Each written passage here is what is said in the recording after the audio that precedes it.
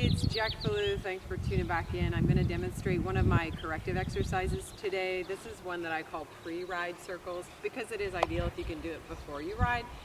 If for some reason you forget and you end up doing it at another point, that's okay. It's just beneficial as long as you do it. I'm going to show you some pointers.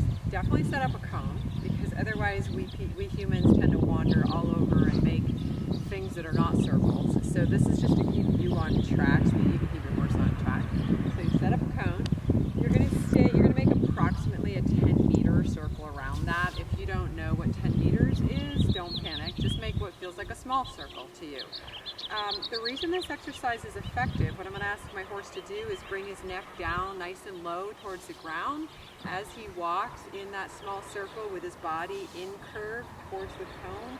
What this does is taking the horse's neck below his withers, so taking the neck lower than this.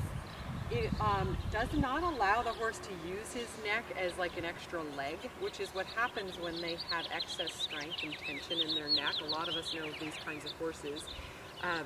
They tend to use their neck as part of their motor system, and then they don't use their back. So we're activating the deep back muscles, the little short ones along the spinal joints, by this exercise, by taking the big fleshy muscles, the neck, the long isthmus muscles. We're taking that out of the equation by bringing the neck into this low position.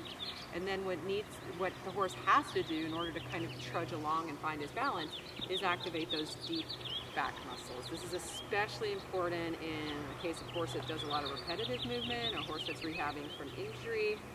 And let me show you what this looks like. I've got my cone set up. I have to wake up my horse. He went to sleep.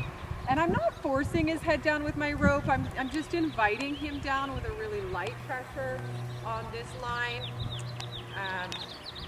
And you can do this with a bridle. Now we're starting to get the stretch. Initially, Corazon was sort of asleep at the wheel. You can do this with a bridle, but I like to have no interference with the horse's bit.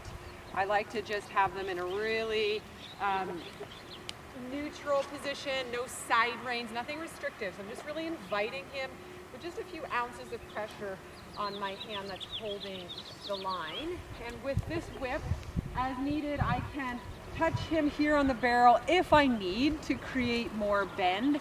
What I don't want, and I'll show you this, I want his back feet stepping into his front prints as I have now.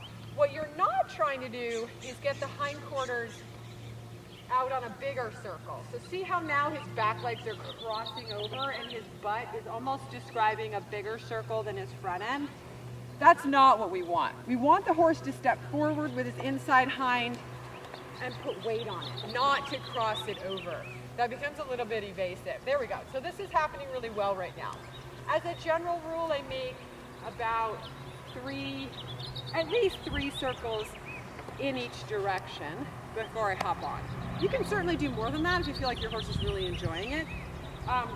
Again, if they're not stretching and they're kind of stuck up here in this position, obviously we're not like, hey, come on, get your head down. We're not pulling on this rope. You want to just set a nice walk rhythm.